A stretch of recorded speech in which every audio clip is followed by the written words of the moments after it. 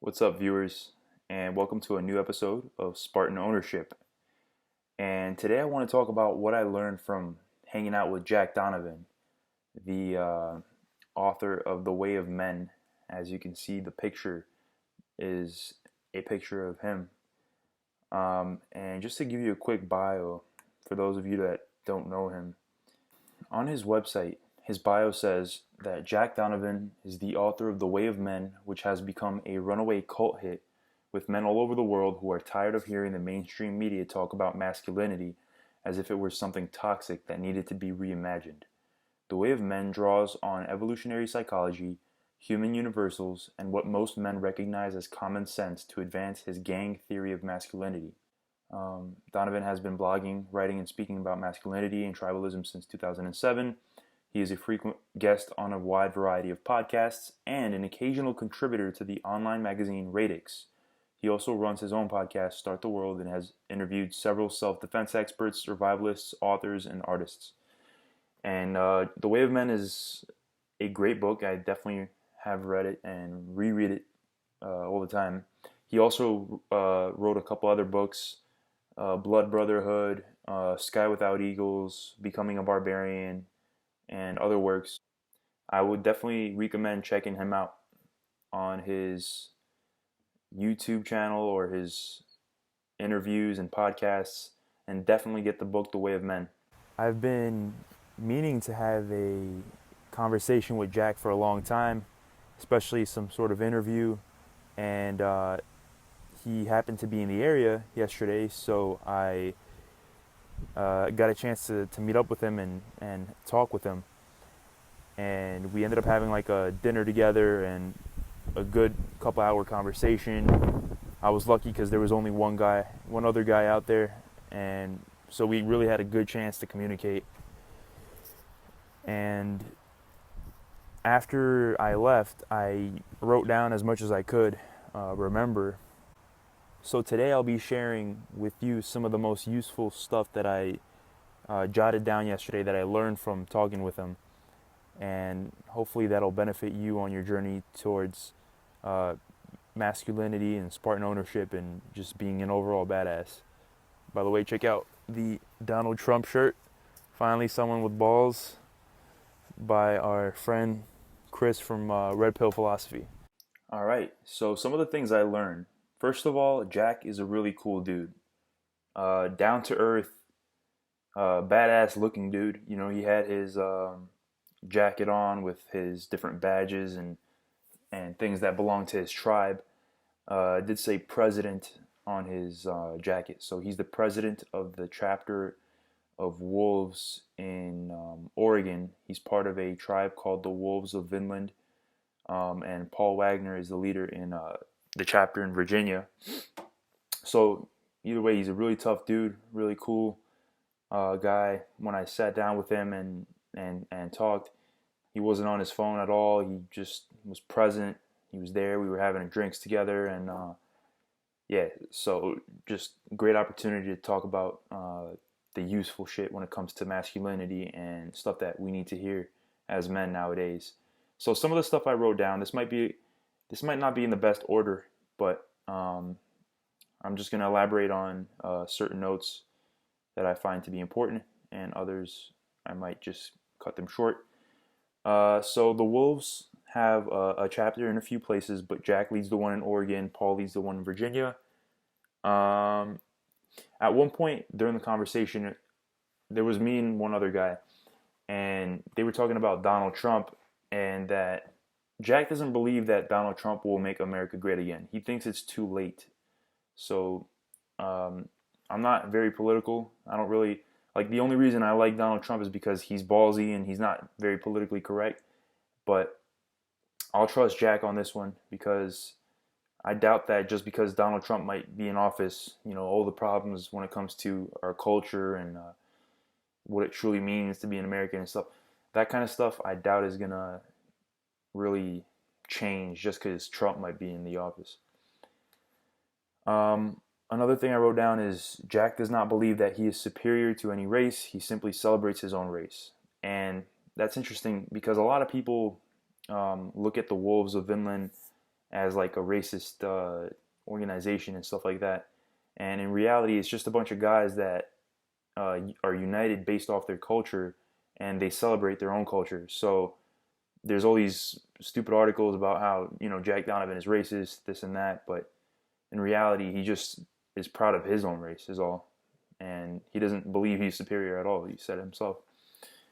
I also asked him that what can a man do to progress the men's movement? And he thought that the question was a bit vague, because he's like, what do you mean by the men's movement? And then he proceeded to tell me that the men's movement is constantly changing. It's always being redefined, and you can see this in the manosphere, even with guys like Roosh. At one point he was always about picking up girls, traveling the world, picking up girls, writing books about getting laid, this and that. Now he's into free speech. So the men's movement is always kind of changing. There's a lot of different fronts to take, I guess, in when it comes to the men's movement. A very interesting thing that I still have to understand more is he said that masculinity and tribalism go hand in hand. You cannot have one without the other. And that's an interesting thing to say, because most of our culture is individualistic. Like, everyone is obsessed about the individual, the I. There's no more sense of tribe.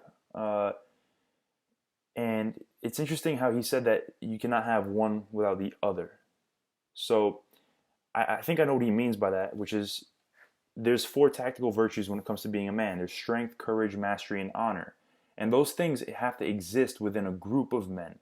You can't have strength, mastery, courage, and honor just by being a part of society, because all those concepts are then vague. Who's going to define what? If it's basically like saying, okay, you don't have a tribe, fine. Strength for you could mean, being able to lift a chihuahua, and mastery for you could be being able to play video game. Stuff like that. Nobody's defining it for you, so you have to have a tribe to define those boundaries for you. And hence, masculinity and tribalism go hand in hand. He also says that most people want to start their own tribe.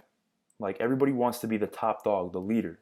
But in reality, you can't. Not everybody can do that. You have to have superior managerial skills, leadership skills, and especially charisma. You have to be the type of person that can get people invested, get people together, and get people to actually show up and do all the things, the tasks required. And also, a lot of people should actually just seek out other tribes and join them, because everybody wants to have their own tribe so that they could create it themselves, and that's cool. But you're gonna have a tough time. It takes a long time to do that, and the truth is that nothing's perfect. So you might create the tribe, and then other people in your tribe might not be 100% okay with everything. So you might want to just join another tribe, even though you might not agree with everything. You might agree with 90% of things. And that's how Jack feels about his own tribe. He joined the Wolves, and although he doesn't agree with every little thing, he is very much satisfied with his experience so far. And of course, he's going to, change certain things that he doesn't agree with necessarily. So, but he's working on it. He also says it takes a lot of money to start a tribe. You need to have a lot of money to get the gear, to organize the rituals, the events, to buy stuff. He says that people in his tribe sometimes refer to him as a soccer mom, because he's always having to organize everybody, making sure everybody shows up, this and that, especially for people that are, being prospected and stuff. He also believes that a tribe must have a very cultural, a similar cultural background in order to be cohesive. So he doesn't think that you can really have a very cohesive tribe if everyone's from a different background. Meaning, if you have one guy that's like, Puerto Rican, and another guy that's black, and another guy that's, Russian, because when shit hits the fan, you really got to be able to count on people.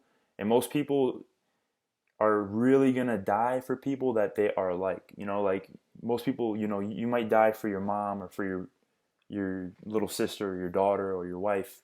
But so these are people that are really, you're sharing blood at that point. So it really helps to have a similar cultural background, because that will really give you the subconscious feel that you are in a family with someone. And it also just makes it easier to bond with people who look like you, who speak like you, who come from your same background.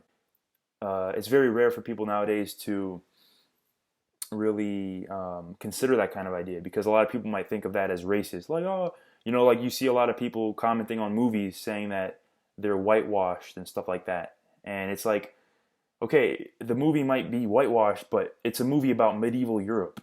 Okay, there wasn't that many black people around, so it's an unpopular point of view to say that, oh, a tribe must have a similar cultural background in order to be cohesive, but it's a reality that you can't ignore, and this is coming straight from the top when it comes to building a tribe. So I would trust it, and I've had some experience with building a tribe, trying to build a tribe with people from different backgrounds, and it did not work out the way I wanted it to. So I think it would have been definitely way easier if the people in my tribe were of similar background as me.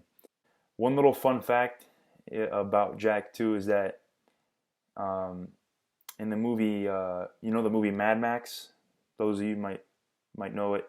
This is, I guess, an inside joke then, but there's a point in the movie where those like crazy gray people, like they worship Thor and Valhalla and all that, and they go around with these gray spray cans, silver spray cans, and before they do a glorious act, they like spray themselves in the mouth and they say, "To Valhalla!" Like it's like a before I die kind of watch me be glorious kind of thing. And he says he had some of his prospects actually carry around a silver cake can and do the whole Till Valhalla thing before they did something kind of crazy or glorious. I just thought that was kind of funny that he actually took stuff from that movie and implemented it into his into the prospects I guess challenge or whatever. So yeah, definitely a cool dude. I got a few other notes, but I'm not gonna go all out. We might be having an interview soon anyway, so if you have any questions for Jack, let me know in the comments below or message me at maximilian@spartanownership.com. You can go to my website or my Facebook, and let me know what you'd like me to ask Jack about masculinity or about tribe or about pretty much anything, heathenry even. And I'll make sure that if your question is good, then I'll ask him it. And either way, I have a bunch of questions I want to ask him that I feel like will definitely benefit you guys in your journey towards masculinity and towards finding, towards being able to bond with your fellow men better. So definitely check out his book, The Way of Men. You could get it on Amazon for like $5.99 if you have a Kindle, or you can get the hard copy or soft. I don't know if he has a hard copy, but definitely a soft copy. So yeah, that's some of the stuff I learned from hanging out with Jack yesterday, and hope you guys enjoyed.